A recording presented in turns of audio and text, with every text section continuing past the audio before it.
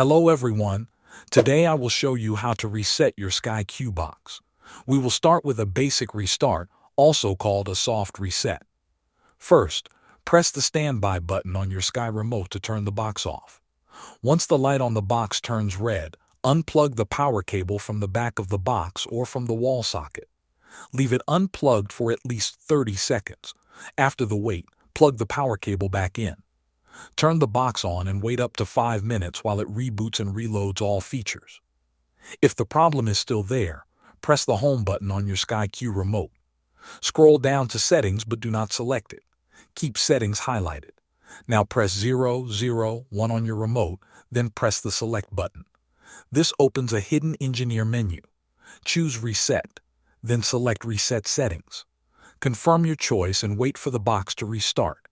If nothing else works, you can do a factory reset. This should only be used as a last option. Go back to the hidden menu the same way. Select Reset, then Factory Reset, and confirm.